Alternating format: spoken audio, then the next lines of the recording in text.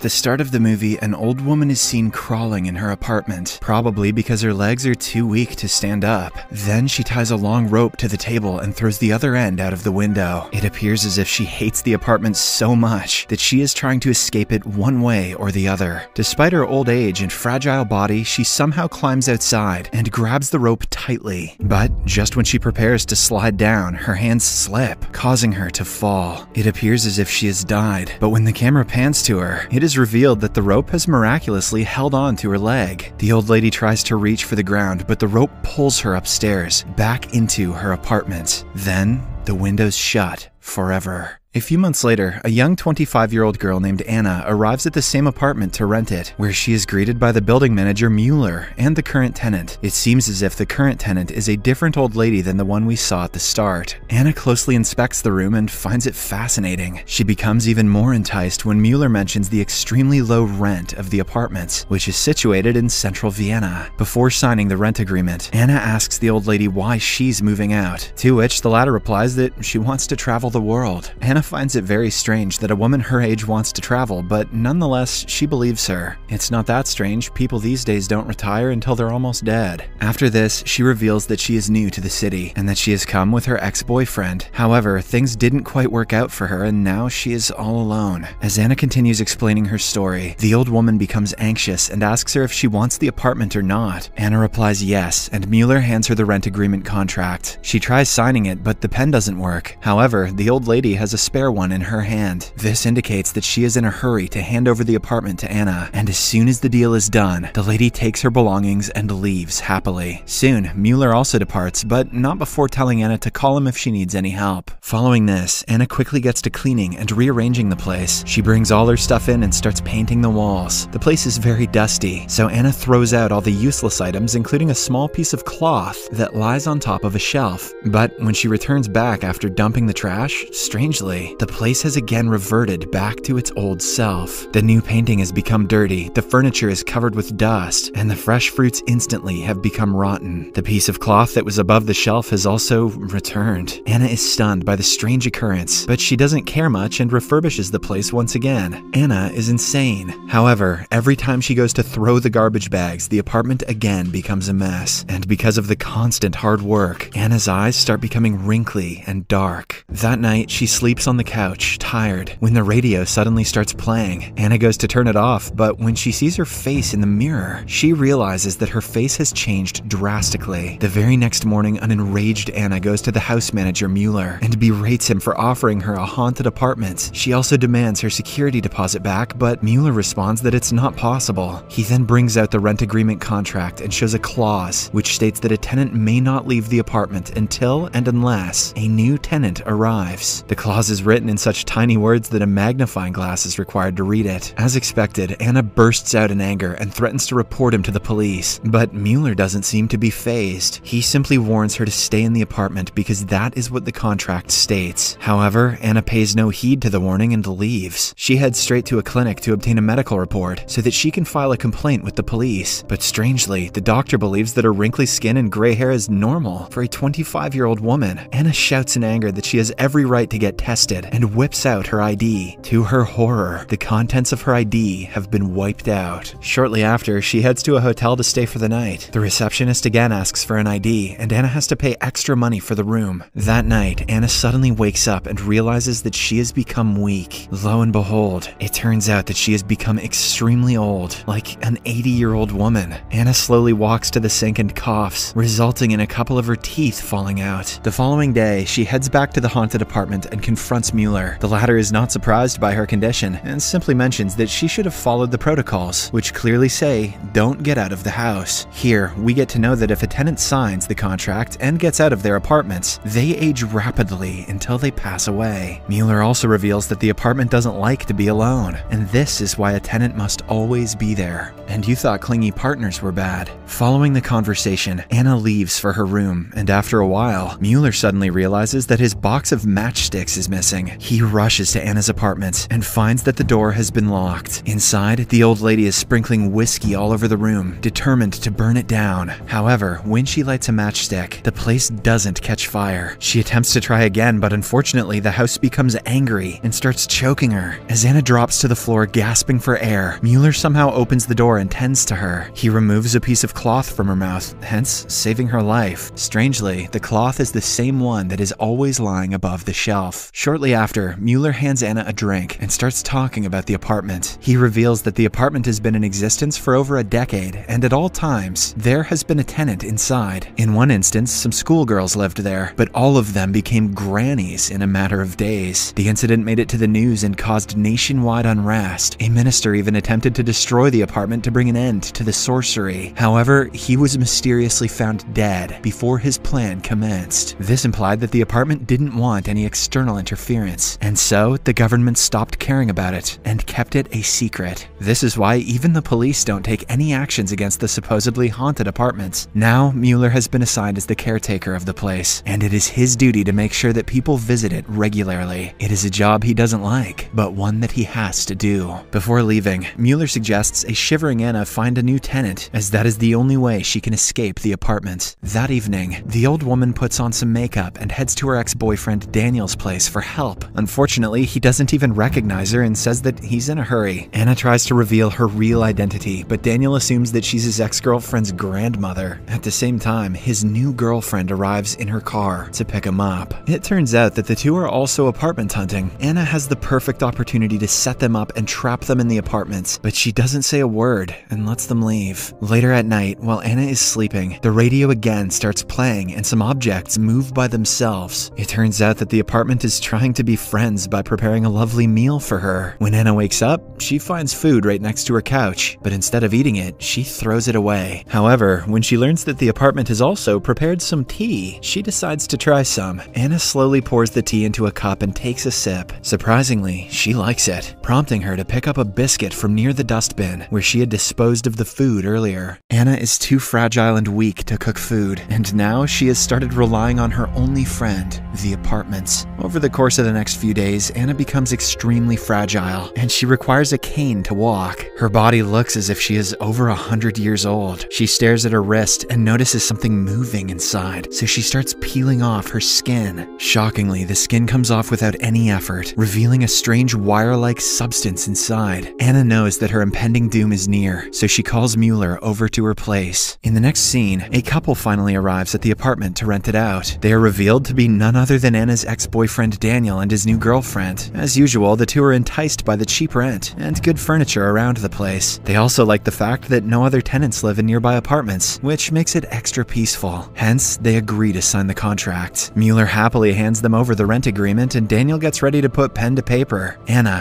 who is watching everything transpire from nearby, suddenly has a flashback of the time where she was trapped in a similar way. She recalls the pain and misery she has been through because of this doomed apartment. Hence, before her ex-boyfriend can sign his death warrant, she pours hot tea into his hand and thwarts him away. Anna then screams at the young couple to get out of her apartment and never come back. Daniel and his spouse are visibly stunned by the old lady's actions, but they leave without saying a word. With this, Anna loses her last chance to get out of this apartment. She could have trapped her ex-boyfriend and lived the last few days of her life in peace and tranquility, but she chose not to. This shows that her love for Daniel still exists, and that she is ready to sacrifice her life and end the cycle of this wretched apartment. Even Mueller is surprised by her selfishness and resilience. Before he leaves, Anna orders him to lock the door from the outside and not return for at least a few years. She hopes that if no one comes, the cycle will finally end, and the spirit inside the apartment will die. Mueller obliges and leaves the place after wishing her good luck. Now, Anna is all alone in the apartment. No one is coming to meet her, and she doesn't have the strength or physique to venture downstairs. She goes near the window and feels the breeze one last time, which makes her feel relaxed and calm. All the fear and anxiety that she faced over the last few weeks has vanquished, and Anna has finally accepted her fate. She softly asks the apartment to be gentle, and then proceeds to the couch, which will be her final resting place. Soon, the apartment commences the procedure. Anna instantly passes away, and her head is swallowed by the couch, and becomes a part of it. Slowly, her body also mixes inside the couch. Only her clothes remain. And from the old woman's heart comes out pieces of wires that automatically knit themselves into the couch cushions. Her head turns into a white cloth, and right next to it are the two identical white clothes, indicating that the apartment uses its victim to renew itself. However, with no victims left, we can only assume the apartment will soon die.